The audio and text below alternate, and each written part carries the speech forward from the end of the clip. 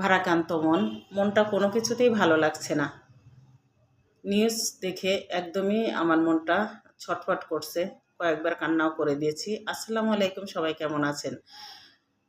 বাংলাদেশের কুমিল্লা, নোয়াখালী, ফেনী, ব্রাহ্মণবাড়িয়া, সুনামগঞ্জ বন্যা কবলিত এলাকা।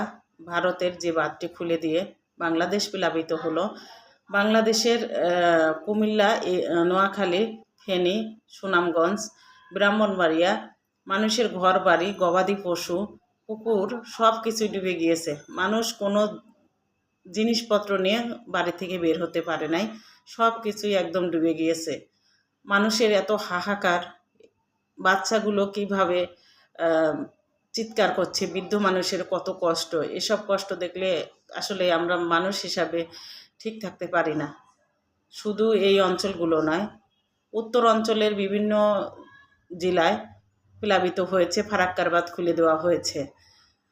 বাংলাদেশে মহামারী, খরা, এই দুর্যোগগুলোতে আমাদের অনেক ক্ষতি হয়ে যায়। স্মরণকালের বন্যা, গত 40 বছরেও এরকম বন্যা দেখা যায়নি এবারের এই বন্যার মতো। আসুন আমরা যে যেখান থেকে যে অবস্থায় আছি না কেন, যতটুকুই পারি মানুষকে হেল্প করি, বিশেষ করে বন্যা কবলিত মানুষকে হেল্প করি এবং মন থেকে দোয়া করি আল্লাহ পাক যেন তার অশেষ রহমত দ্বারা এই বন্যা কবলিত মানুষকে হেফাজত করেন। আল্লাহ পাকের অশেষ নিয়ামত আমাদের জন্য খুবই দরকার।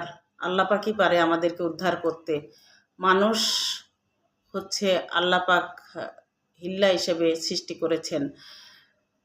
আমরা যে যেখানে থাকি না কেন এদের জন্য দোয়া করব এবং যে যেখান থেকেই পারি, যতটুকুই পারি বন্যা কবলিত মানুষের পাশে দাঁড়াবো এবং সাহায্য করব। বন্যা কবলিত দৃশ্যগুলো আসলে চোখের সামনে বাজছে, কি পরিমাণে পানি আপনারাও হয়তো দেখছেন। আসলে খুব খারাপ লাগছে আমার কাছে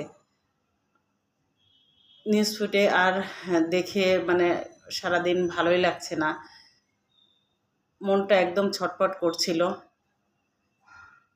আল্লাহ তুমি রক্ষা করো, তুমি মালিক, তুমি রক্ষা করতে পারো। তোমার কাছে আমরা দোয়া চাই, তোমার অশেষ রহমত চাই। এবং বাংলাদেশে যারা বিত্তবান আছেন তারা সবাই বন্যা কবলিত এলাকার পাশে গিয়ে দাঁড়াবেন এবং সাহায্যের হাত বাড়িয়ে দিবেন। কেননা আপনার কিছু সাহায্য তাদের অনেক উপকার হবে। এখন